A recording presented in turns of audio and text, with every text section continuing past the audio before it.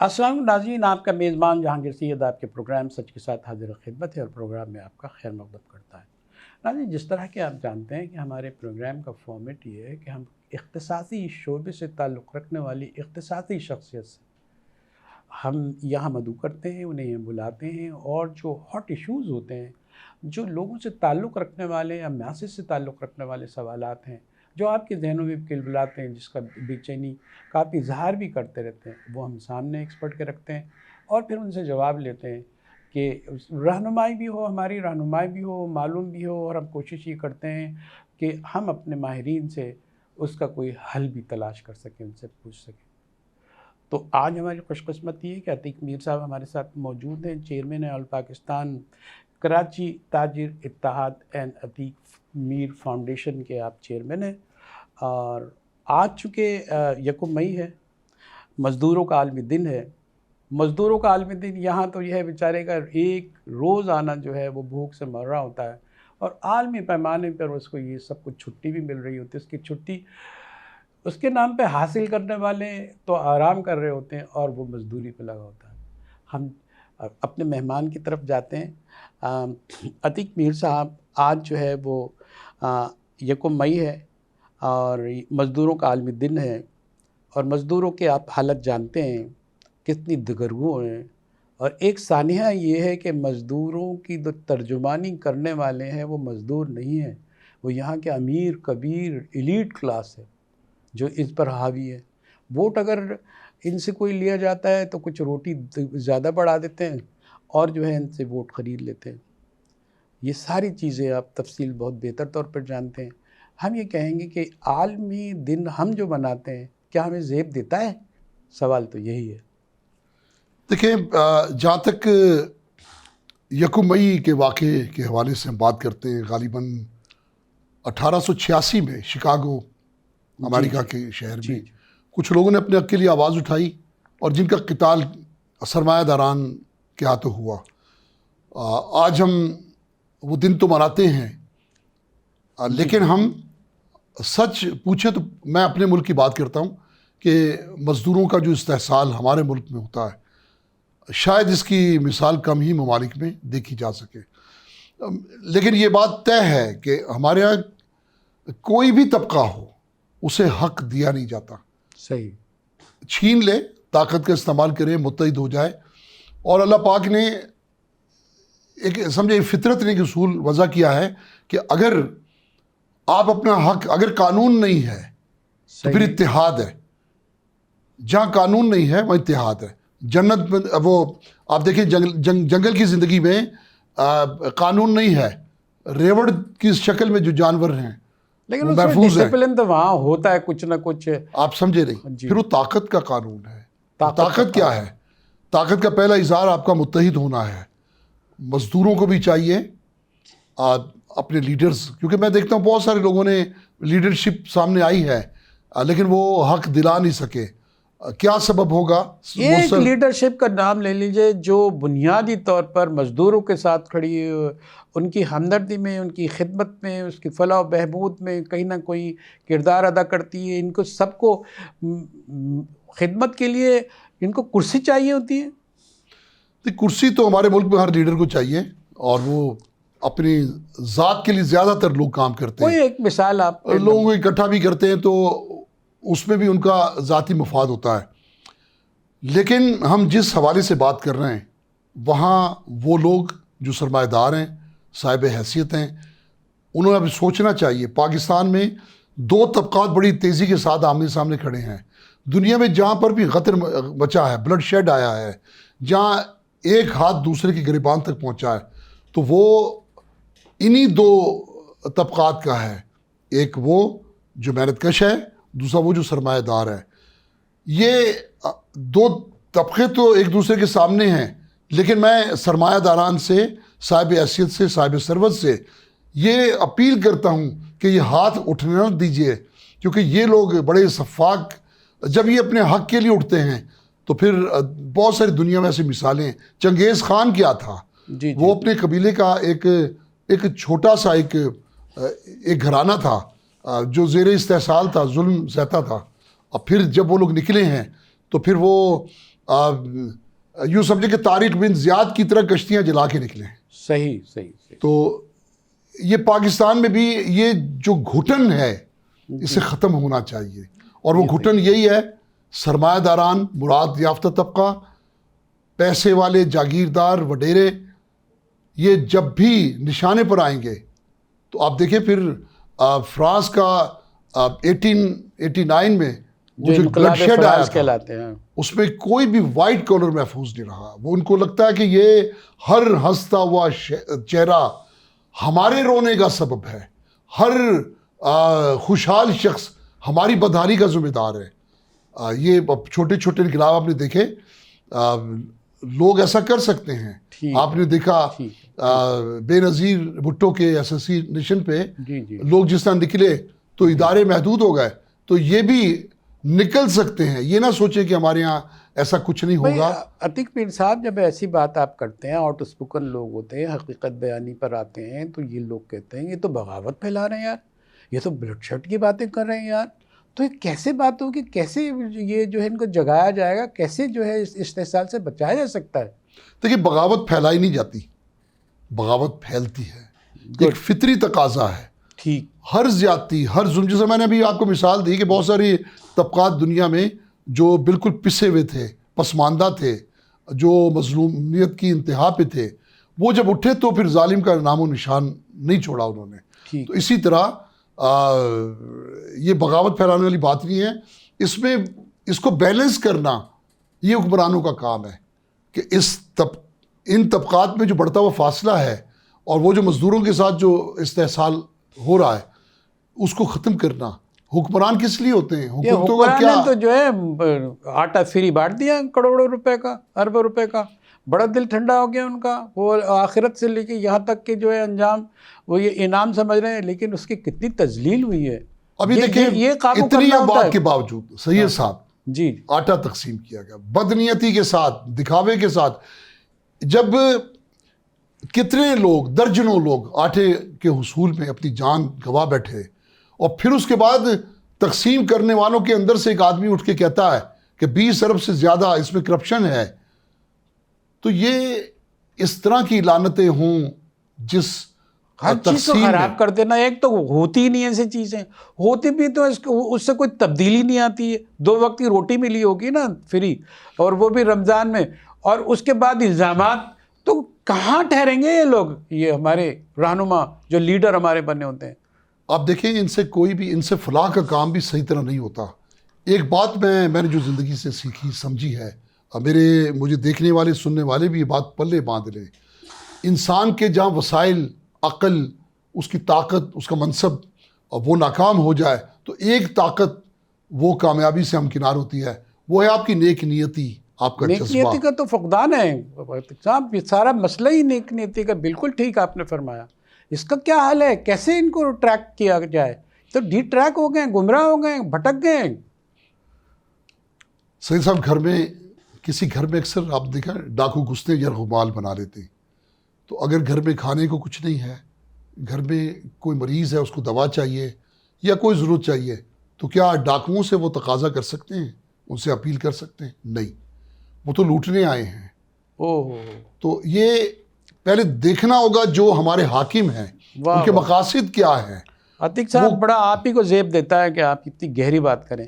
نظر آتا ہے گہری بات تو وہ ہو کہ میں انکشاف کر رہا ہوں, سامنے ایک یہ باتیں نہیں ہو رہی ہے نا, چراغ, یہ باتیں نہیں ہو رہی ہیں, نہیں کر پا رہے ہیں. ہماری یہ جو تیسرے چوتھے لیئر کے جو رہنما کہلاتے ہیں یہ بھی نہیں بات کر پا رہے ہیں. یہ سب غلام ہو گئے آقاؤں کے. میں نے ایک چیز دیکھی ہے, سیاست ہو یا زندگی کے دیگر معاملات, جب آپ کسی ظالم کے خلاف بات کرتے ہیں تو پہلے وہ اس کو پیشکش کرتا ہے. خاموش رہنے کا کیا چاہیے؟ تو ہے نا, اس ملک میں ایسے لوگوں کی تعداد بڑھتی چلی جا رہی ہے جو خاموش رہنے کے یا جرم میں شامل ہونے کے وہ پیسے لیتے ہیں. تو میں کیا کہوں, یہ ملک ہے اسلام کے نام پہ ظالموں کے ساتھ مل کے ظالم ہوا ہے. بے شک, بلکہ میں دیکھیں ایک بات میں آپ کو, جو ظلم سہتا ہے وہ بھی ظالم ہوتا ہے. آپ کے سوالات میں بڑے گہرے جوابات آتے ہیں. آپ کلام پاک میں ان یا امتوں کی داستانیں سنیں جن پر عذاب آیا، ان میں وہ لوگ بھی ہلاک کر دیے گئے جو ایمان لا چکے تھے، جو گناہ گار نہیں تھے، لیکن وہ حق کے لیے آواز نہیں اٹھاتے تھے، وہ مظلوم کے حق میں کو پکارتے نہیں تھے کسی کو، وہ ظالم کے خلاف اپنی حسب استطاعت طاقت استعمال نہیں، وہ کہتے ہیں کہ آپ جرت ہے تو ہاتھ سے روکیں، اگر ورنہ اس کو زبان سے ٹوکیں، ورنہ دل میں پھر ایک کسوٹی ہے کہ اپنے دل کو ٹٹولیں کہ اگر نفرت ہے تو سمجھیں آپ صاحب ایمان ہیں، نہیں ہے تو آپ صاحب ایمان بھی نہیں ہیں۔ تو یہاں لوگوں کو اپنا رد عمل دینا چاہیے۔ اب کچھ لوگ جو یہ بات کہتے ہیں، جو اس طرح کے ظالموں کے خلاف بات کر رہے ہیں، یقیناً وہ انہی کی بات کر رہے ہیں جو خاموش ہیں۔ تو کل کلا کوئی اس ملک میں غدر پڑتا ہے، کوئی بغاوت اٹھتی ہے، کوئی شورش پیدا ہوتی ہے، تو وہ لوگ یاد رکھیں جو سمجھتے ہیں کہ ہم تو اس کے ذمہ دار نہیں ہیں، لیکن خاموش رہنے کی قیمت دینی ہے۔ ہر برا آدمی اس لیے آپ پہ مسلط ہے کہ اچھے لوگ آواز نہیں اٹھاتے۔ یہ آواز نہیں اٹھاتے تو یہ جو آواز دبتی جا رہی ہے تو قبر کے اندر جا کر ہی بالکل ہی معدوم پڑ جائے گی۔ تو کب ہوش اٹھائیں گے کہ آواز اٹھانی چاہیے، ظلم کے خلاف کھڑے ہونا چاہیے، اس کو للکارنا چاہیے، جس طرح کے ایک آپ مثال بنے ہوئے ہیں، آؤٹ اسپوکن بات کر رہے ہیں آپ نے بتایا کہ خطرات بھی زندگی میں ہوتی ہے، اس کو بھی چیلنج کرنا پڑتا ہے۔ اس کو بتائیں تو صحیح، کیسے یہ دلیری اختیار کی جائے، یہ بہت وقت کی ضرورت ہے۔ دیکھیں، آپ جب حق بات کرتے ہیں تو یہ حکم ربی ہے، اور جو حکم ربی ہے اس میں اللہ آپ کو امان دیتا ہے۔ میں اپنی تعریف میں کچھ نہیں کہتا، آپ مجھے جانتے ہیں۔ کراچی میں بدترین صورتحال تھی، میں نے سب سے پہلے آواز اٹھائی کہ کراچی میں تاجروں سے بھتہ مانگنے والا ایک گروہ پیدا ہو چکا ہے، جس کو ایک بڑے مشہور ایک چینل نے بریک کیا۔ اس کے بعد وہ لوگ جن پر یہ الزام تھا انہوں نے مجھ سے رابطہ کیا، بڑی تعداد میں ملے، انہوں نے صفائیاں دینا شروع کر دیں، جبکہ ان کے لیے تو کوئی بہت آسان تھا کہ مجھے مار سکتے تھے۔ ہڑتالیں ہوئی، میں نے کچھ عرصہ تو ان کے دباؤ پہ ان کی حمایت بھی کی، پھر میں نے سمجھایا اور اس سے بھی وہ باز رہے۔ تو جو بھی پرچیاں دیگر یہ سلسلے چلتے تھے، آواز جب آپ یہ سمجھ کے آواز اٹھاتے ہیں کہ یہ مجھے ہے حکم ازاں لا الہ الا اللہ، تو پھر اللہ پاک آپ کو امان دیتا ہے، اللہ آپ کو اپنی پناہ میں رکھتا ہے، اور وہ جسے چاہے سزا دے، جسے چاہے امان دے، جسے چاہے مروا دے۔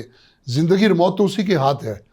تو میں بار بار یہ بات کہتا ہوں کہ مؤذن کو اذان دینا چاہیے، نمازی آتے ہیں نہیں آتے یہ اس کی جواب داری نہیں ہے، اسے پوچھا جائے گا تو نے اذان کیوں نہیں دی، اسے یہ نہیں پوچھا جائے گا کہ مسجد میں نمازی کیوں نہیں آئے۔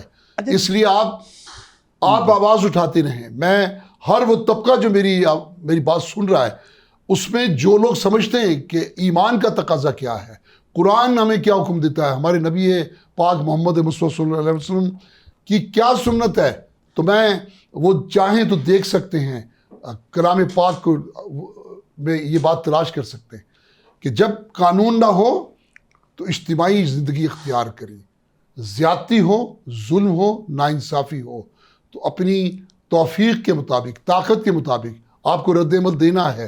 اگر آپ یہ رد عمل نہیں دیتے تو نمازوں کے ساتھ خدا کے سامنے سرخرو کوئی نہیں ہوگا۔ یہ روزے زکوٰۃ یہ آپ کو نہیں بچائیں گے۔ زندگی اصل یہ ہے۔ علامہ اقبال کہتے ہیں کہ جو ہے نا، یہ یہاں مردوں کو گنا کرتے ہیں، تولا نہیں کرتے، مطلب کردار پر دھیان نہیں ہے، سروں پر کی گنتی پہ دھیان نہیں۔ یہاں تو سروں کی گنتی بھی فیل ہے۔ کم سے کم پہلے مرحلے میں مردم شماری تو کر لیتے، جو 10 سال پہلے فگر تھی اس سے صرف 10 لاکھ جو ہے لوگ بڑھے ہیں، اور آدھی آبادی کا شماری نہیں ہوا، تو اس کراچی کیا بنے گا؟ یہ کسی اور آبادی کو کم زیادہ دکھانے کے لیے یہاں کا بھی استحصال ہو رہا ہے۔ یہ کراچی سندھ کا حصہ ہے، اگر یہاں کی سیٹیں آپ اس کو کم بتاتے ہیں تو اس کی سیٹیں بھی کم ہوں گی۔ یہ سب کچھ ایک خاص انداز میں کیا مفاد ہے، یہ کیوں کر رہے ہیں؟ کم سے کم یہ سروں کو گن تو لیں، مت تولنا اور کردار کو تولنا تو ان کے بس کی بات ہی نہیں ہے۔ اس کے لیے بھی ایک مخصوص کردار، بڑا کردار ہونا چاہیے۔ دیکھیں، جہاں تک کراچی شہر کی آبادی کا تعلق ہے، تو دنیا بھر میں جتنے بھی اسٹیٹسٹکس سامنے آئے ہیں، جتنے بھی یہ سروے ہوئے ہیں تمام ممالک کے، کراچی، اس میں کوئی شک نہیں ہے کہ کراچی دنیا کا چھٹا بڑا شہر ہے، اور دوسرا 158 ممالک میں 158 ملکوں سے بڑا شہر ہے، زیادہ آبادی کا شہر ہے۔ یہ کراچی، دنیا مانگتی ہے کراچی کی اس وسعت کو، لیکن جو نہیں مانتا، تو خوردبین بھی لگا کے دیکھ رہے تو نظر نہیں آ رہے لوگ۔ ایسا کیا ہو گیا؟ چلے ایک دوسری جنگ عظیم میں جرمنی میں بڑی ہلاکتیں ہوئی تو مرد کم ہو گئے، اسی طریقے سے کراچی میں 2013 سے قبل 60-70 لوگ قتل ہوتے تھے، بہت سارے لوگ کراچی سے باہر چلے گئے۔ تو اب تو ایسا کوئی سلسلہ نہیں ہے۔ کیا اس کے بعد آبادی نے بڑھنا چھوڑ دیا؟ یہ بھی ایک مذاق ہے کہ آپ کہیں کہ آبادی نہیں بڑھی، تو آبادی کم ہو گئی تو میں اکثر مذاق میں کہتا ہوں کہ اگر اسی طرز سے یہ سینسس ہوتے رہے، اسی طرح انہی لوگوں کے حوالے ایک مخصوص علاقے میں کراچی کے تو ساتھ کراچی تو چھٹا سے چھوٹا شہر قرار دے دیا ابھی جائے ایسا گا۔ ہو رہا ہے۔ اگر یہاں 1 کروڑ 10 لاکھ بتایا جا رہے ہیں تو سکھر کی آبادی وہ 80 لاکھ بتائی جا رہی ہے، حیدرآباد کی بھی۔ یہاں ہم ایک چھوٹا سا وقفہ لیتے ہیں، اس کے بعد ہم اسی سوال کو آگے بڑھائیں گے۔ ناظرین، ایک چھوٹا سا وقفہ، ہمارے ساتھ رہیے۔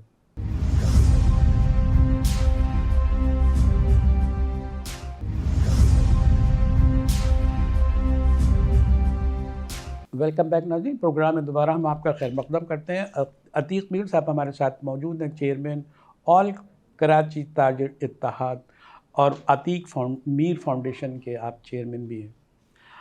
اس کے ساتھ بھی کچھ حوالے پیٹرن ان چیف ہیں آپ آرام باغ فرنیچر مارکیٹ ایسوسی ایشن کے۔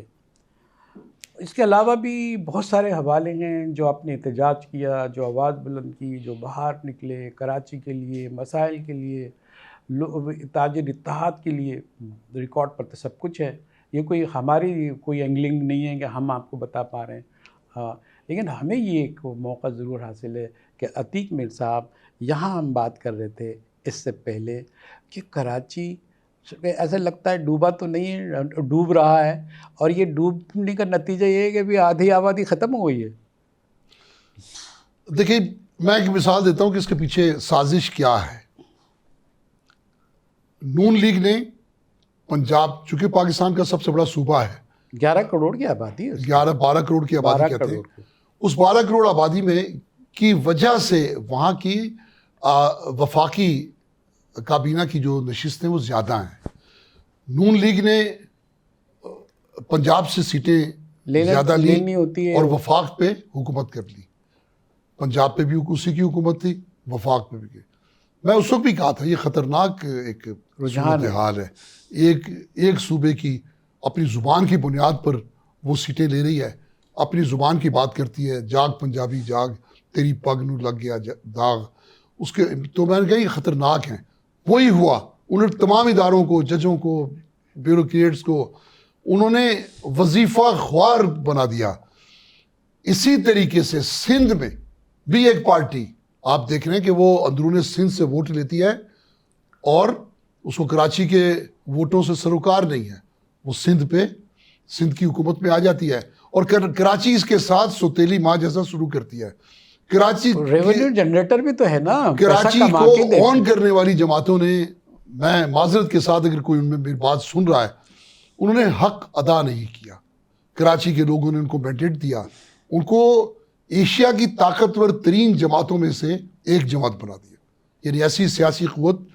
لیکن بدقسمتی جماعت اسلامی بڑا زور لگا رہی ہے، لگ رہا ہے بالکل جماعت اسلامی کی کاوشیں قابل تحسین ہیں، اور جماعت بھی ان جماعتوں میں سے ایک ہے جو سنجیدگی کے ساتھ اس کے ایفرٹس جاری ہیں۔ لیکن میری بات مکمل ہونے دیجیے۔ جی۔ اسی طرح سندھ میں اب وہ پارٹی یہ سمجھتی ہے، جو سندھ کی پارٹی ہے، کہ یہ میں نام لے لیتا ہوں پیپلز پارٹی، وہ یہ سمجھتے ہیں کہ کراچی میں سیٹیں جتنی کم ہوں گی ہمارا حکومت کا جو مینڈیٹ ہے وہ مضبوط ہوتا چلا جائے گا۔ حالانکہ اہلیان کراچی کے لیے جو فنڈز کی کمی ہوگی جو آبادی کے تناسب سے دیا جاتا ہے، تو سندھ میں کبھی تو ریونیو آئے گا نا، 18 امینڈمنٹ کے تحت تو اس کو ملنا ہے، اس کا خمیازہ بھی کراچی کے لوگوں نے بھگتنا ہے۔ اس لیے کراچی کی آبادی کو، کراچی کے عوام کو چاہیے اپنے حقوق کے لیے اٹھ کھڑے ہوں، کیونکہ دیکھیں یہ جماعت ڈیلیور نہیں کر سکتی۔ یہ جماعت ویسے بھی اس کا جو بنیادی ایک موٹو ہے کس کی بات منشور کر ہے رہے ہیں؟ کون سی جماعت؟ وہ زمینوں پیپلز پہ پارٹی کی بات کر پیپلز رہے ہیں؟ پارٹی کی بات کر رہا ہوں. صحیح. صرف لینڈ گریبنگ کے اوپر چل رہی ہے. سسٹم بنا دیے ہیں ہر سرکاری ادارے میں، جہاں جہاں پیسے آتے ہیں کروڑوں روپے رشوتیں چلتی ہیں، وہ سب ایک جگہ جاتی ہیں. تو میں نہیں سمجھتا یہ لوگ ٹھیک ہو پائیں گے. پیپلز پارٹی کو آپ بتا رہے ہیں، لیکن یہ یہاں کون سی پارٹی ہے جو یہ جو بڑی پارٹیاں جو ہے یہ تو سب کے سب انہی الزامات کے تحت اپنے اپنے علاقوں میں یہی کر رہی ہے. جس طرح آپ نے کہا نون لیگ جو ہے وہاں اپنا ڈیرا جمائے ہوئے ہے، یہ یہاں جمائے ہوئے ہیں، کراچی کی بہت سارے مسائل ہر جگہ ہیں. پھر بھی دیکھیں ہم برسر اقتدار جو بھی جماعت ہے اس کو ہم ہدف تنقید بناتے ہیں. صحیح. جو برسر اقتدار ہے، باقی کے بارے میں تو یہ کہہ سکتے ہیں نا کہ ایک غلط سمت پہ ایک گاڑی جا رہی ہے، اس میں آپ ایک ڈبہ جوڑ دیتے ہیں تو وہ انجن جہاں لے جائے گا ادھر ہی جائیں گے. یہی پی ڈی ایم ہے. پی ڈی ایم کیا ہے؟ میں سمجھتا ہوں کہ جس نے بھی احسان کیا ہے، چاہے اسٹیبلشمنٹ میں کیا ہے چاہے کسی اور نے، لیکن اس ملک پر ایک احسان یہ ہو گیا کہ وہ جو کہتے ہیں کہ ہیں کواکب کچھ نظر آتے ہیں کچھ. جیسے یہ آپ کے کمرے میں جھاڑو دینے کے بعد سارا کچرا آپ ایک ڈسٹ بن میں ڈالتے ہیں، سیاست کا جو جھاڑو ہے، وہ جھاڑو پھیرنے کے بعد سارا جو سیاسی کچرا وہ پی ڈی ایم کے ڈسٹ بن میں ڈل گیا. یہ تو لوگوں نے دیکھ لیا. پھر جو ادارے جنہیں ہم سمجھتے تھے اس ملک کے لیے بہت اچھا کردار ادا کرتے ہیں، میں سمجھتا ہوں ان کی بھی اصلاح کے معاملات سامنے آئے ہیں، انہیں بھی ٹھیک ہونا چاہیے. ابھی یہ جو اسپلٹ ہو گیا نا، تمام بریکس اینڈ کریکس تمام اہم اداروں میں ہے. پاکستان کا کیا بنے گا سر؟ یہ تو ایسا لگ رہا ہے کہ پاکستان میں پھر ایک نئی لکیر پڑ رہی ہے. دیکھیں پاکستان کیا، جس ملک میں بھی جو سمت چاہیے اسے عوام اس کا تعین کرتی ہے. میں واضح طور پہ بات کہتا ہوں، میں فطرت کو، قدرت کو بہت زیادہ اہمیت دیتا ہوں. اللہ کے جو اصول ہیں، جو ہمارے پیارے نبی نے کی فرمان ہیں، جو عوام طے کرے گی وہی اس کا مستقبل ہے. یہ بات سوچ لیجئے. جو عوام آج سوچے گی کہ ہمارے ساتھ، ہمارے بچوں کے ساتھ ہمارے ملک کا مستقبل کیا ہونا چاہیے، وہی ہوگا، اور اس کے مطابق عوام کو رد عمل دینا ہے. چاہے اب یہ نہ سمجھے کہ میں کس کا ووٹر ہوں، نہیں بالکل، اب یہ سمجھے میں پاکستان کا ووٹر ہوں. میں پاکستان کا رائے دن. مسلم لیگ جب جیتی، قائد اعظم کی مسلم لیگ، تو آپ دیکھیں کہ انہوں نے کتنے ضلع، کتنے صوبے، کتنی جگہیں ایسی تھیں کہ ان کا ریشو تو دیکھیں کہ اگر 35 سیٹیں تو 35 کی 35 ان کے حق میں. تو اس طرح عوام جو چاہے گی، ان نشستوں کی بنیاد پر انگریز مجبور ہوئے کہ پاکستان کی آزادی کا اعلان ہوا. ایک چھوٹا سوال آپ اب جاری رکھیں. آج اگر پاکستان کو بچانا ہے، اس ملک کے عوام نے، اس ملک کے بہی خواہوں نے، اس ملک کے خیر خواہوں نے، تو یہ سمجھ لیں، سن لیں، پلے باندھ لیں میری یہ بات کہ وہ جو عمل وہ کریں گے اس کے مطابق اس کا نتیجہ آئے گا. آپ پاکستان سے اگر واقعی وفادار ہیں، بروں کے خلاف اٹھیں، اتحاد متحد ہو کے اٹھیں. دیکھیں یہ کیسے شکست نہیں کھائیں گے. یہ سب بزدل تو ویسے بھی. ایک بات، ایک چھوٹا سا سوال ہے، یہ مقبوضہ ہیں، یہ قبضے میں ہے، یہ غلام ہیں. کوئی جو بھی جس کے پاس بھی پاور ہے اس نے اپنے اپنے چھتوں غلام میں. اگر وہ جو زمیندار ہے تو اس نے مزارے کو غلام بنا رکھا ہے. جو سرکار میں اس کے بڑے بیوروکریسی بھی یہی کھیل کر رہی ہے. اور جس کے قابو میں لوگ جو ہے آزاد نہیں ہیں، آج سے آزاد نہیں ہے، 50 سال سے آزاد نہیں ہے، 60 سال سے آزاد نہیں ہے. چند سال کی شاید آزادی، اس کے بعد آزادی ملی گا. ہمیں تو قبضے گروپ آتے رہتے ہیں، قبضہ گروپ یہ، قبضہ گروپ یہ، کبھی سیاست سے، کبھی اس سے، کبھی اس سے. یہ تماشا ہے. تو کیسے یہ ووٹ دینے کے قابل ہوں گے آزادی سے؟ دیکھیں وہ جو اقبال نے کہا نا کہ یہ ایک سجدہ جسے تو گناہ سمجھتا ہے، یہ ایک سجدہ جسے تو گناہ سمجھتا ہے، ہزار سجدوں سے دیتا ہے آدمی کو نجات. ہم اللہ کے پہلے بنے. یہ ملک کلمے کے نام پہ بنا، اللہ کے قانون کے لیے بنا، ٹھیک ہے نا. اس کے قانون کا نفاذ ہوگا، اسلامی معاشرہ یہاں تشکیل پائے گا. ہمیں کس چیز نے بگاڑا؟ کبھی آپ نے سوچا آج ہم غلط سمت میں کیوں ہیں؟ ہم مغربی اقدار کو اور وہاں کی تہذیب کو، اس زہر کو کیسے ہم نے اپنے معاشرے میں جگہ دی.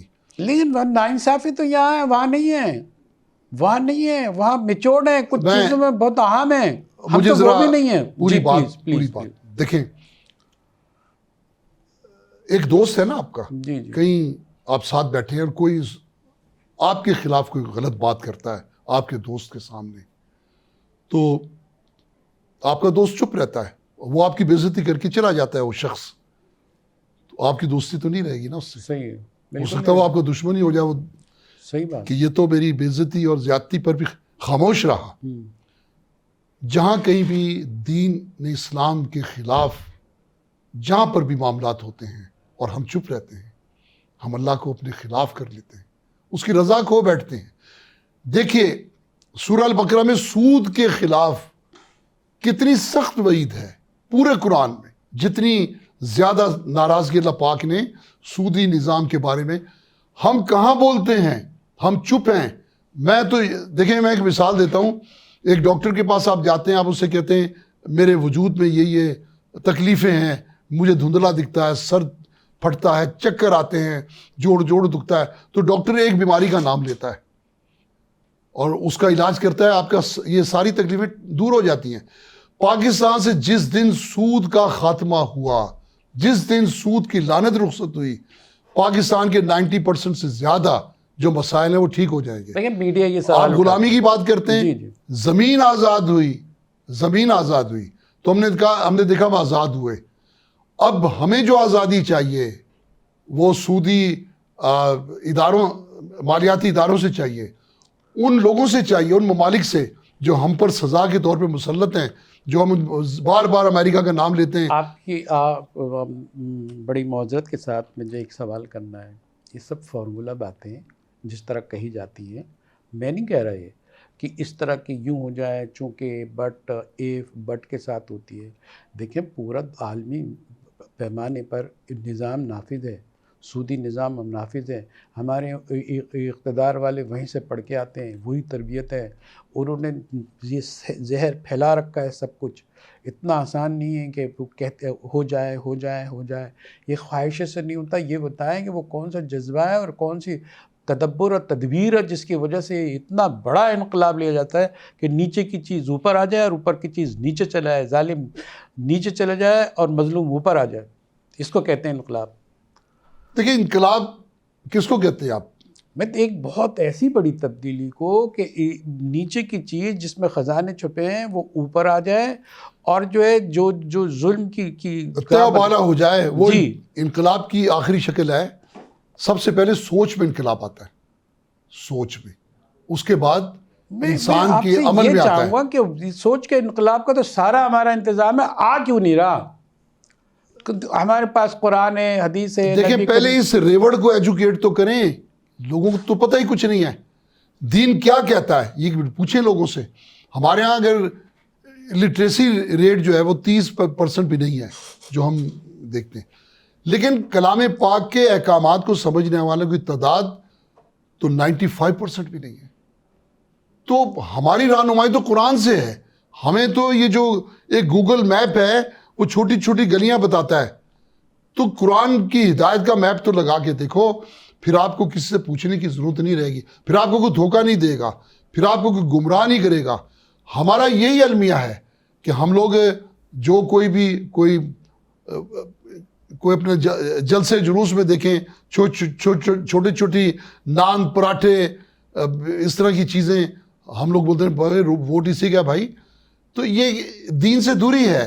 یہ نہ تو اس کو دنیاوی ایجوکیشن ہے نہ دینی ایجوکیشن ہے. تو یہ ریوڑ ہے. یہ تبدیلی پہلے ان کو تبدیل کریں.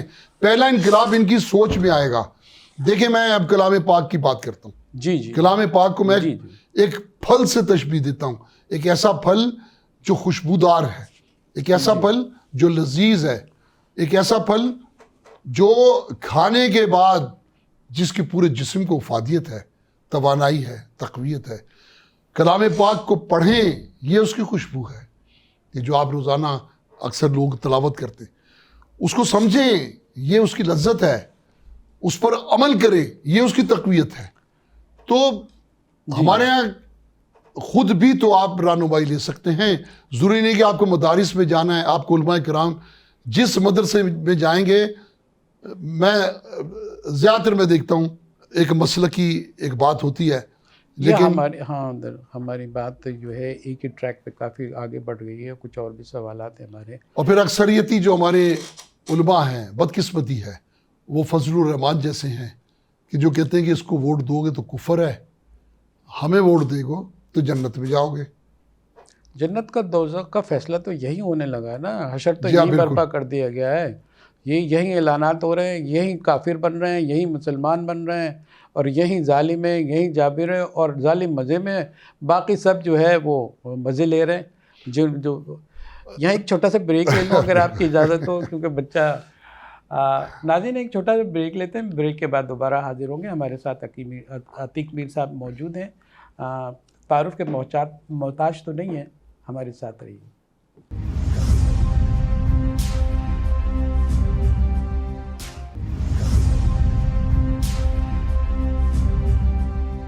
ویلکم بیک ناظرین. پروگرام میں دوبارہ ہم آپ کا خیر مقدم کرتے ہیں. عتیق میر صاحب ہمارے ساتھ موجود ہیں، چیئرمین آل کراچی تاجر اتحاد کے، اور عتیق میر فاؤنڈیشن کے بھی آپ چیئرمین ہیں، اور ساتھ ہی ساتھ پیٹرن ان چیف ہیں آرام باغ فرنیچر مارکیٹ ایسوسی ایشن کے. بیچ میں بہت سارے ہم حوالے اور بھی دے چکے ہیں اور دیتے رہیں گے. عتیق میر صاحب، آپ بھی ایسا لگتا ہے کھاتے پیتے گھرانے سے تعلق ہے، اور جو ہے آپ کو کیا معلوم ہوگا کہ یہ جو مہنگائی ہے اس نے کیا تباہی مچائی ہے. آپ ترجمانی تو کرتے رہیں، ذرا دکھ بھی تو بتائیں کہ لوگ کہاں پس رہے ہیں، کیا پس رہے ہیں. دیکھیں، مہنگائی کا ہمیشہ تعلق آپ کی آمدنی سے بھی ہے. ایک وہ طبقہ جس کی آمدنی معقول ہے، مناسب ہے، اس کے لیے مہنگائی اتنی پریشان کن نہیں ہے. جن کی آمدنی بڑھ رہی ہے وہ ایک الگ ایلیٹ کلاس ہیں، وہ الگ لوگ ہیں. لیکن ایک متوسط طبقہ اور وہ جو مڈل ٹو لوور ہے، یا سمجھے کہ جو ملازم پیشہ لوگ ہیں، چھوٹی چھوٹی ملازمتیں کرتے ہیں. مسئلہ ہے کہ دنیا میں ایک لہر تو آئی ہے مہنگائی کی، لیکن جب آمدنی میں کمی آتی ہے یا آپ کے اگر کاروباری ہیں تو آپ کی معیشت کی شرح نمو وہ کم ہوتی ہے. جو آپ دیکھیں پچھلے سال بھی مہنگائی تھی، کوئی 20% تک مہنگائی تھی، لوگوں کی چیخیں نکلی. لیکن چونکہ شرح نمو پاکستان کی تاریخ میں زیادہ تھی، 6% سے زیادہ تھی. اس مرتبہ تو 0 پہ آ گئی. یعنی آپ کی آمدنی کچھ نہیں ہے اور آپ کے اخراجات 48% تک بڑھ گئے. پچھلے سال اگر 20 تھے، اب 48% تک آپ کے اخراجات جو فوڈ کے سلسلے ہیں وہ بڑھ گئے. تو یہ جس تفریق نے بہت زیادہ لوگوں کو پریشان کیا. بدترین حالات بتائیں کہ بدترین حالات میں کہاں تک گر چکے ہیں لوگ. یہ المیہ ہے، اس کی طرف اشارہ کریں، فوکس کریں، بات کریں. کر سکتے ہیں آپ بات. دیکھیں پھر میں آپ کو ایک بات بتاتا ہوں. میرے خیال اس سے زیادہ بدتر کیا ہوگا. میں ایک NGO چلاتا ہوں، عتیق میر فاؤنڈیشن، جس میں بہت سارے گھروں میں عزت دار سفید پوشوں کی مدد کرتا ہوں اور بند بٹھی کرتا ہوں. کافی لوگ مجھے پیسے دینے آتے ہیں، اور ابھی اس سال کچھ ایسے لوگ بھی آئے جو میرے ڈونرز تھے. اچھا. اب وہ مدد کے لیے آئے. اچھا جی آپ بتائیں. میں اس سے زیادہ کیا بات کروں، اس سے زیادہ کیا بات کہ دینے والا ہاتھ لینے والا ہو جائے. اور میں نے وجہ بھی پوچھی. جی تو بات یہی تھی، کاروبار نہیں ہے، مقروض ہو گئے، اخراجات بڑھ گئے، گھر کے افراد زیادہ ہیں. دیکھیں، حکومت تو اپنا ایک کام کرتی ہے، پیٹرولیم کی قیمتیں، گیس کی قیمتیں، آسمان سے بجلی کی قیمتیں. ہر آدمی کبھی سوچا نہیں تھا کوئی آدمی ایک سفید پوش کہے گا کہ میر صاحب یہ بجلی کا یہ بل بھروا دیں، بڑی مشکل ہے، یہ میڈیسنز دلوا دیں، بڑی مشکل ہے. تو اس وقت جو ان اشیاء کی قیمتیں جب بڑھتی ہیں تو دیکھیں، گیس مہنگی ہوتی ہے، روٹی مہنگی ہو جاتی ہے، آٹا ویسے مہنگا ہے، 160-170 روپے پہ چلا گیا ہے. اسی طرح آپ دیکھیں پیٹرول، ایک ملازم پیشہ آدمی ہے، وہ 100 روپے کا پیٹرول بھی اگر گھر سے نکل ڈلواتا ہے تو نوزل وہ ٹینکی سے ٹچ کرتا ہے اور ہٹا لیتا ہے. وہ مشکل سے ایک طرف کا سفر کرتا ہے. صحیح ہے. اس طرح بجلی ہے، لیکن آپ جیسے تبلیغ کرنے والے لوگ اور چرچا کہ بھائی زبانی جمع خرچ، آپ سے مراد یہ نہیں جو طبقہ کر رہا ہے، آپ تو پریکٹیکلی کر رہے ہوں گے اور اس کے شواہد بھی موجود ہیں، لیکن باتیں کرنے والے بہت ہیں. باتیں کرنے والے جو ہیں، ابھی میں نے دیکھا، میں جانتا ہوں آئیڈینٹیفائڈ وہ لوگ ہیں، وہ یہ انہوں نے سبزی ترکاری کے بازار لگا لیے ہیں، اس سے زیادہ ریٹ پہ بیچ رہے ہیں اور ہمدردی بھی کر رہے ہیں اور دوسرے بھی کر رہے ہیں. جعل سازی کتنی ہیں، ان سے کون پوچھے گا؟ آپ سے مراد میں اور آپ کی بات کر رہا ہوں. میں یہ بھی ایک المیہ ہے کہ جس ابھی ہم نے بات کی، میں اس کا ایک حوالہ ہی دوں گا کہ جی بڑی لوگ اہم بات سمجھے تو صحیح، جو دین کو سمجھیں گے تو ان کے اندر اللہ کا خوف بھی ہوگا. رمضان آتے ہیں، ہر آدمی منافع خور بن جاتا ہے، ہر آدمی ذخیرہ اندوزی شروع کر دیتا ہے، ہر آدمی قیمتیں مصنوعی طور پہ بڑھا دیتا ہے. یہ ہم ہیں، مسلمان ہیں، ہم مسلمان بھائی ہیں. ہمارے موقع پرستی یہ ہمارے معاشرے سے نہیں جاتی. تو پھر آپ ظالموں کو کیوں کہہ رہے ہیں؟ ہر آدمی ظالم ہی ہے. تو جس کو جہاں موقع لگ رہا ہے وہ نقب لگا رہا ہے اور کما رہا ہے. جو جتنا ابھی آپ نے ایک بات کی تھی کہ یورپ کے جب ہم بات کر رہے تھے کہ وہ ہمارے اسلام کے اوپر چلتے ہیں.